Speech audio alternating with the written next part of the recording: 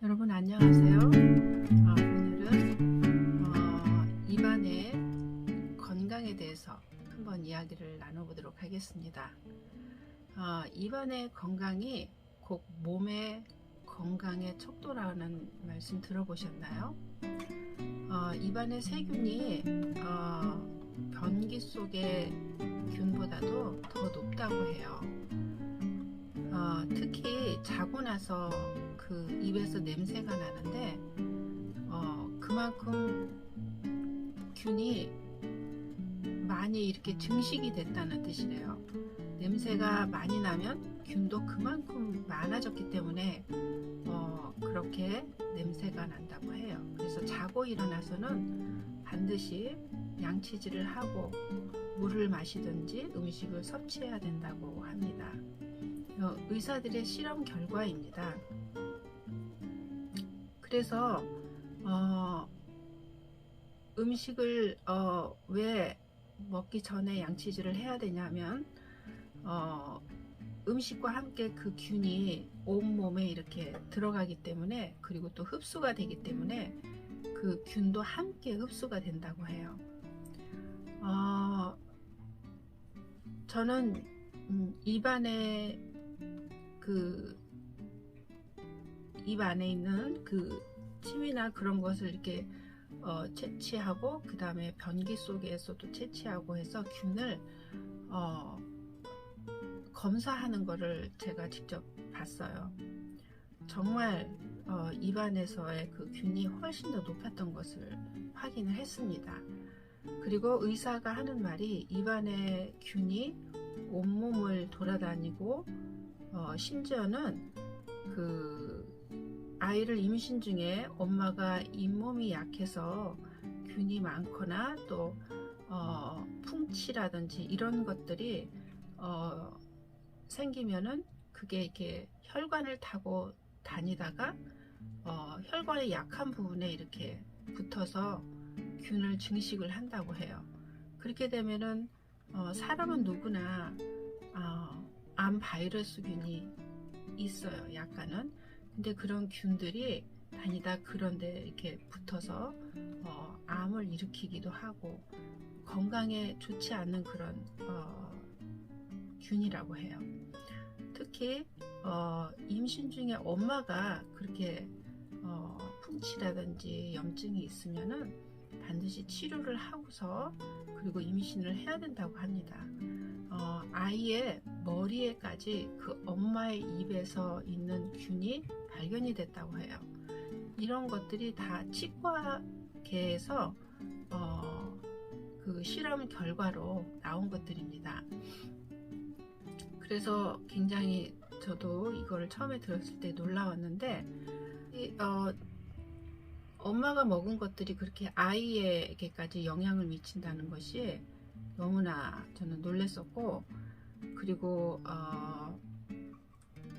보통은 이제 음식으로 먹으면서 세균도 함께 먹기도 하거든요. 생으로 먹는 것들. 물론 이제 위에서 탈이 날 수도 있지만 대부분 이 위액, 그러니까는 소화시키기 위해서 몸에서 나오는 그 액이 있어요. 그 위액에 의해서 다 균들이 죽는데, 이 이빨에서 서식하는 그런 세균들은 그 위액에도 죽지 않는다고 해요. 참 놀랍죠? 그러면서 그게 음식과 함께 몸에 영양 섭취가 되면서 같이 딸려 들어가기도 하고, 또 풍치나 이런 걸로 인해서 그 혈관이 을 타고 다니면서 몸에 또 나쁜 영향을 미치기도 하고, 그래서 굉장히 아침에 일어나서 양치하고, 그리고 풍치나 염증이 있으면 철저하게 치료하는 게 굉장히 중요하다는 그런 의사들의 말입니다. 그리고 또 한 가지는 보통 아이를 키울 때 엄마나 아빠가 이렇게 아이에게 이렇게 이유식이나 음식을 이렇게 입으로 후 불어가지고 아이에게 먹이잖아요. 그때 그 엄마가 그 충치를 가지고 있으면은 이 충치가 이렇게 후 부를 때 음식으로 그게 닿는다고 해요. 그래서 아이에게 먹였을 때 아이에게 그 충치가 옮겨진다는 그런 말도 들었습니다. 저는 정말 저도 아이에게 엄청 불어서 먹였거든요. 근데 이거 하지 말아야 될 것 같아요. 왜냐하면 그렇게 전해진다면 아이들은 양치질 하는 거 너무나 싫어하고 또 막 단 거 좋아하고 막 그러잖아요. 그러면은 충치가 너무나 살기가 좋은 곳에서 그러면 또다시 그 아이에게서 또 충치가 옮겨지고 이렇게 되기 때문에 굉장히 조심해야 될 것 같아요. 그냥 식혔다가 그냥 불지 않고 그냥 먹이는 그런 방법을 써야 될 것 같습니다. 그러면 어떻게 해야 이 풍치나 염증, 균을 없앨 수 있을까요? 제가 다니는 치과 의사가 입안에 잇몸이 건강하려면 물에다가 소금을 희석해 가지고 그걸로 양치질을 해서 다른 치약이나 이런 거 쓰지 말고 그걸로만 양치질을 하고 위에 있는 위에서부터 밑으로 해주고 밑에는 밑에서 위로 잇몸과 이빨 그 사이에다가 딱 대고서 올려주고 내려주고 그리고 치간을 이용해서 다 이렇게 이빨과 이빨 사이에도 다 이렇게 해주고 그리고 마지막에 이제 혓바닥을 이렇게 다 칫솔로 닦아서 그리고서 뱉어내고 그리고 그냥 그대로 방치를 하는데 약 한 10분 정도?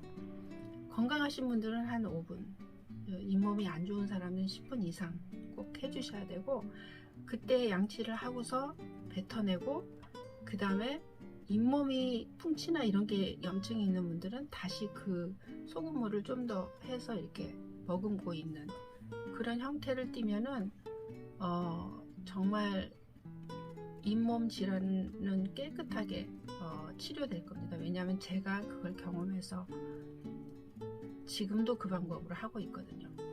그렇게 소금으로 치료하고 난 다음부터는 잇몸에 문제가 생겨본 적이 없고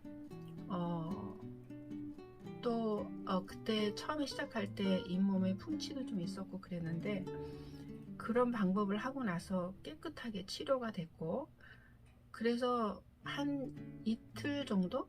하루 반? 그 정도만 그렇게 해도 굳이 치과에 가지 않아도 깨끗하게 이렇게 치료되는 것을 경험했습니다.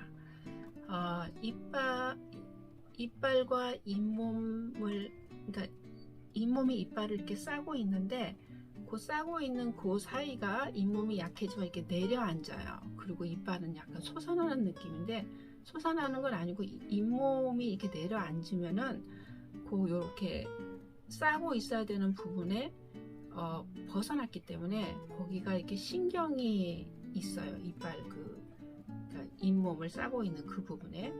근데 그 신경이 자꾸 드러나요. 나이 먹으면. 그래서 어떤 현상이 생기냐면 이빨이 신 현상이 생겨요. 약간이라도 차가운 거나 약간이라도 신 음식 또는 뜨거운 음식을 먹으면 거기가 쉬어요. 그래서 굉장히 막 인상을 쓰고 그러는데 제가 그것이 해결이 됐었어요. 이 소금요법을 쓰고 나서부터 그런 증상이 없어졌어요.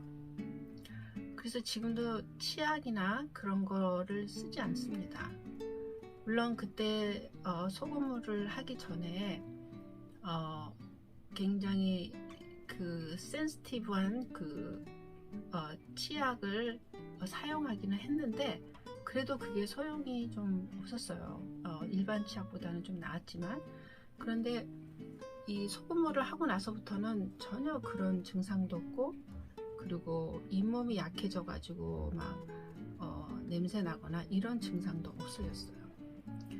처음에는 소금물만 해서 괜찮을까 그 청결 상태가 유지가 될까 그랬는데 정말 좋더라고요. 여러분도 잇몸이 약하신 분들 특히 이빨이 오복 중에 하나잖아요. 정말 잘 관리하는 게 나이 먹어서까지도 건강할 수 있는 방법인 것 같습니다. 저희 집안이 다 그 잇몸이 좀 약해요. 저희 오빠 같은 경우는 임플란트를 거의 아금니는 위아래 다 했다고 그러더라고요. 그런데 처음에 나왔을 때 4개인가 했는데 그때 1,000,000원을 줬다고 하더라고요. 4개 하고 나서. 물론 그때는 비싼데 지금은 좀 싸져서 괜찮지만 그때는 정말 비싸서 그거 주고 나니까 정신이 번쩍 들더래요. 그래서 처음부터 이렇게 관리를 하면 이빨 건강은 정말 안전하다고 생각합니다.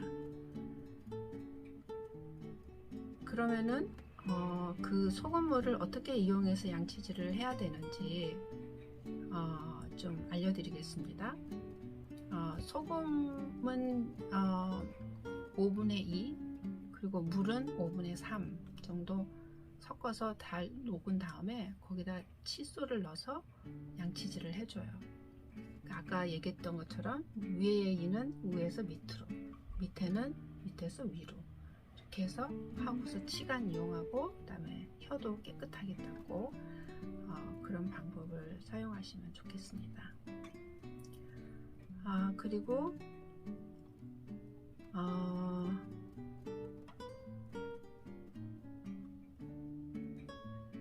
아까 얘기했던 것처럼 잇몸에 풍치라든지 염증이 있으면 닦아내고 반드시 다시 새로운 그 소금물을 더 입에 머금고 좀 10분 정도 있다가 뱉어내는 그런 방식을 하고 이빨이 건강하신 분들도 이런 방법으로 양치질을 하고 뱉어내고 조금 머물러 있다가 한 5분 정도 머물러 있다가 헹궈내는 그런 방법을 쓰시면은 연세가 드시면은 보통 잇몸이 대부분 다 나빠져요. 아무리 건강하신 분들도. 근데 그렇게 이런 방법으로 하게 되면은 정말 건강이 안전하리라고 저는 확신합니다. 왜냐하면 제가 경험을 했기 때문에. 이렇게만 하면 치과에 잇몸 때문에 치과에 갈 일은 별로 없을 거예요. 가능하면 식사하시고 바로 양치질을 하는 게 좋습니다. 제가 유튜브에서 그 건나물 TV라는 거를 봤거든요. 건강 프로인데 그분은 양치질을 밥 먹고 나서 30분 있다가 하라고 이렇게 나와서 잇몸 건강에는 좋지 않은데 라는 생각이 들었고, 또 뒤에 코멘트 이렇게 댓글들을 이제 이렇게 쭉 보다가 맨 밑에 어느 치과 의사가 그 댓글을 달아놨더라고요. 거의 치과 의사의 수준으로 이렇게 이렇게 설명을 해주셨는데 식사 후에 바로 양치질을 하는 것이 더 옳습니다 라는 댓글을 넣었더라고요. 저는 그 의사의 말을 신뢰합니다. 바로 해야지 그 음식물이 이빨과 잇몸 사이에 껴서 이렇게 머물러 있으면은 염증이 그냥 엄청나게 빠른 속도로 생긴다는 소리를 들었거든요. 그래서 바로 양치질을 하는 게 좋습니다. 특히 단 거 먹거나 그랬을 때 더더군다나 그렇습니다.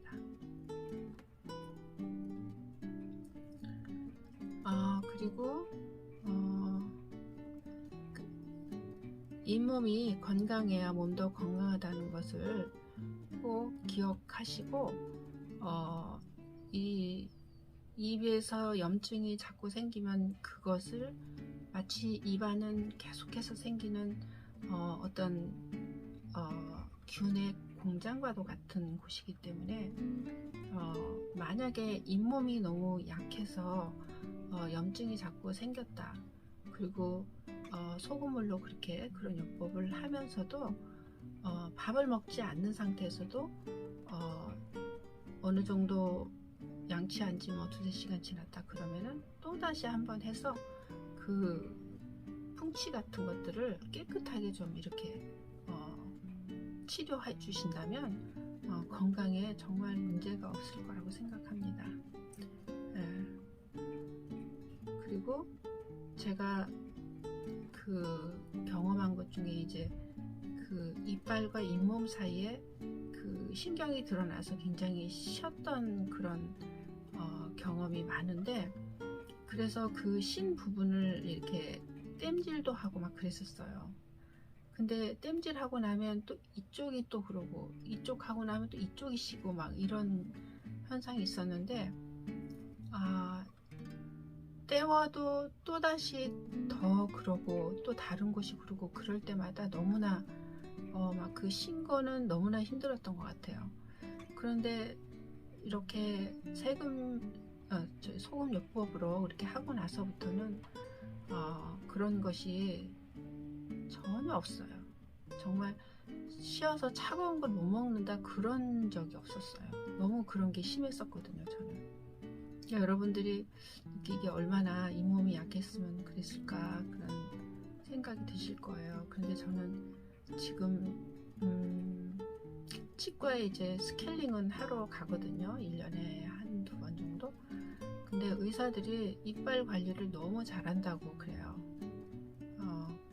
이렇게 잇몸이 건강한 것 같지는 않지만 이빨 관리를 굉장히 잘하신다는 말을 뭐 가는 데마다 들었어요. 여러분도 그렇게 저와 같은 방법으로 하시면 정말 그런 의사들의 말을 들을 것입니다. 네, 오늘은 이만 여기서 마치도록 하겠습니다. 다음에 또 만나요.